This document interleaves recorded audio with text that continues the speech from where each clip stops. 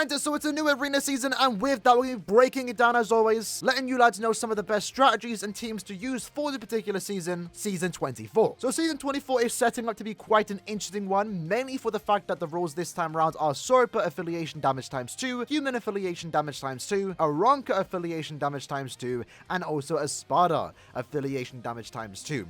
We've recently just received the Chris's Hannibal. She is the arena character for that recent banner, so they really are kind of pushing you and encouraging you to use that new character if you did pull her, because she is getting a massive 4 times damage output. This season in general does encourage you to bring Aaroniero and the Spada characters, more specifically the Spada characters, since they are getting that 4 times damage output. But having said that, Seireitas and humans aren't far behind getting the 2 times damage output. Usually that is good enough for characters to be used, and if you want to have a good time and fun time playing arena, it's ideal here that you bring a character that fits those 4 affiliations. You don't really want to bring any no affiliation characters this time around, just stick to either bringing a Seireitei, human, Aaroniero, and a Spada, and we'll talk about what character you should be bringing in a couple minutes time. Because before we do that, let's have a quick look at some of the rewards this time around. So in this case, if you play with a heart character 25 times, you're going to get yourself 450 speed link swap potions. By playing with an Spada character 15 times, and again, it's kind of encouraged that you do bring in a Spada character this time around, you are going to get yourself around 125 human gold affiliation scrolls. And likewise, if you do play with a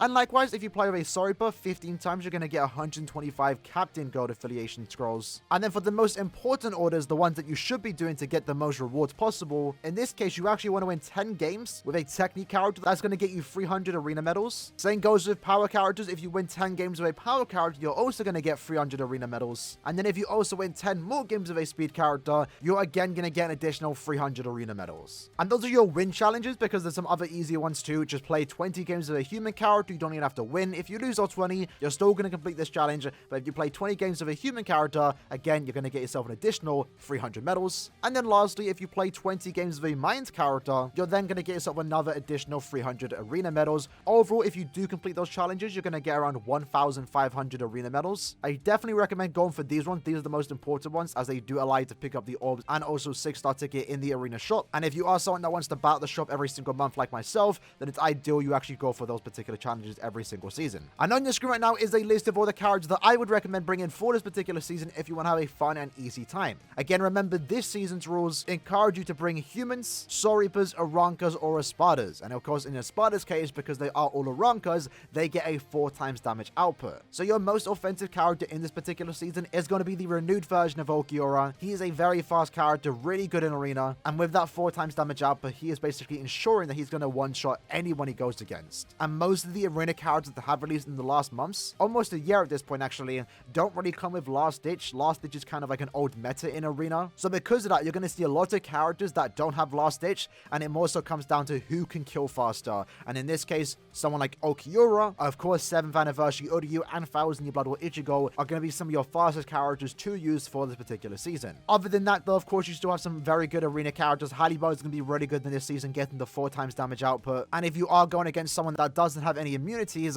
Hannibal might be able to slow them down, and that could potentially win you the game. Arena Tsukishima is going to be a very solid character. He is a human character, so we're getting that 2 times damage output. Arena Tsukishima is actually just really good in arena in general, but since this season is going to see a lot of Aaronios running around, having someone like Tsukishima is going to be good, because he's kind of an Aaroniero counter. As you can see in our list, I do have Aaroniero as the best character for this season, and Tsukishima is going to make light work of that Aaroniero, so having him in your team is going to be good. Rogue is going to be solid as always, and same goes to basically any other character in this list. But then looking at our defensive options, these are characters that are there to do a lot of damage too. Some of these can be quite offensive characters, but most importantly, they're there to slow your team down. And by doing that, you want to give these characters full DR to make it so they're as tanky as possible. And in this case, your biggest hindrance in this entire season is, of course, going to be the arena version of Yami. This character, not only getting the 4 times damage output, allowing him to be a very offensive character, also comes with 200% Last Ditch if you do have him maxed out. So in a season or a meta right now where there isn't that many characters with Last Ditch, and it more so just comes down to who can kill faster, having just one Yami in your team will definitely slow down the enemy's team. Other characters like Aaroniero are going to be good in this particular season. Same goes for some other NAD characters such as Jushiro, and also Soifon, the Spirit Staff FU versions. Aizen's going to be a pretty fun character this season, and same goes to some other characters that I have in this list too. I don't need to talk about every individual character. They're all just going to perform very good here, especially since most of these characters are getting the 2 times damage output and 4 times damage output,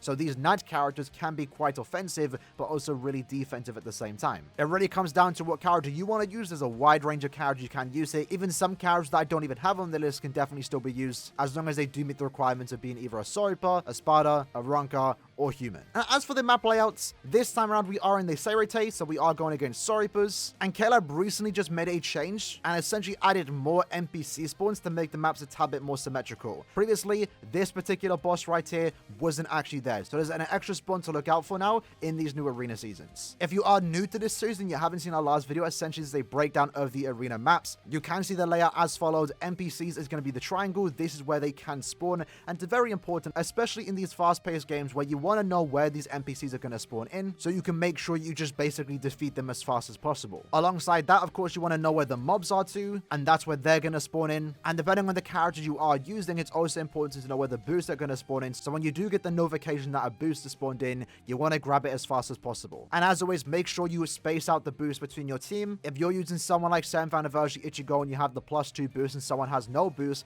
make sure they get it, because overall, if your team has an even set of boosts, it's going to be better for you instead of just one person hogging all the boosts where they don't really need it. A lot of characters in this game mode do just massive overkill damage, so it's always best to make sure your boosts are shared between your team evenly. But looking at map 1, what we can see here is that the map is quite even, and now that they recently added this particular boss in, my recommendation, since it is a team of 3, is that whoever the host is, they want to hold down one area for themselves. So ideally, if you're the host on a particular team, that means you're not going to have any lag. You can kill the enemies faster than your 2 teammates. And the idea is that you want to hold down an entire map. So if I was host on this particular map, I would stay here and just hold down this entire area. Kill whoever spawns here. When that NPC dies, flash step up here, look for here, defeat them, and then also grab any boxes that spawn in, and then also go up here and defeat any NPC that spawns up here. Characters with long shot are going to be more ideal here. These Seireitei maps are actually quite big. And while me, the host, is going to hold down this entire area, that will then allow your 2 teammates to hold down these areas. That will then allow your 2 other teammates to basically hold down these 2 areas. Essentially, what you can do is have one person here just going after these groups of enemies, and then that will also then allow them to react to any NPC that spawns here. And the same can be said for the person that's going to be stationed here,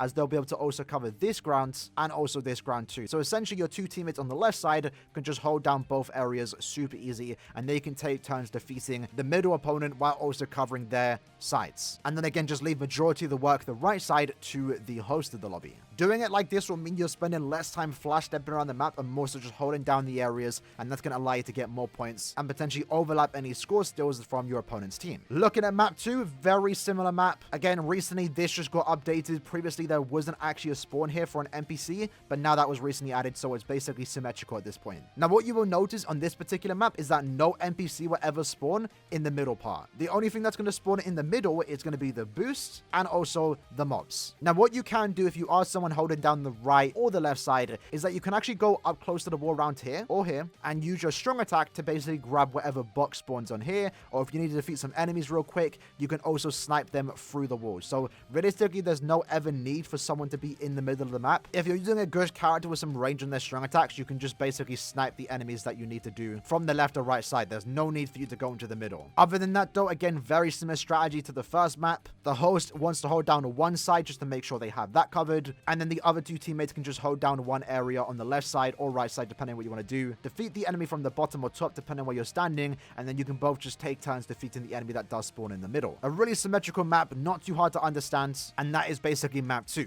Map 3 is going to be quite the wide map, and this one essentially is all over the place. There's not really a pattern of where you want to stand to. Essentially, the idea is that I guess you want to have 3 people in the middle and just take turns just sniping whatever enemies you can get. I recommend staying in the middle area and just following the arrows to where the NPCs are. That way you don't spend time flash stepping around the map where you don't really need to. That's just wasted time. At the same time, if you are staying in the middle, you're always going to be able to see where the boxes do spawn in. There's only 2 locations here, left or right side. When they spawn in, make sure to grab them. And if there's ever a time where you need to go defeat the enemies that spawn in the upper or bottom corners, again, very similar to the last map, is that what you can do is go to these corners and just snipe with your strong attack 1 or 2. If you have a tracking vortex, you can just let that off and it's going to chase the enemies into the corners, and then that will allow you to again stay and hold down this middle area and just focus on the 4 NPCs on the up, left, bottom, or right. But But with that said, before we do finish up the video, we're going to do one quick run in this particular season. Currently, I am using the Christmas version of Yoruichi that I did recently just pull. My arena season does seem a tad bit sweaty, with Luminous, for example, already having 48 wins, so I definitely have some catching up to do here. And since this season does want me to bring a Seireitei,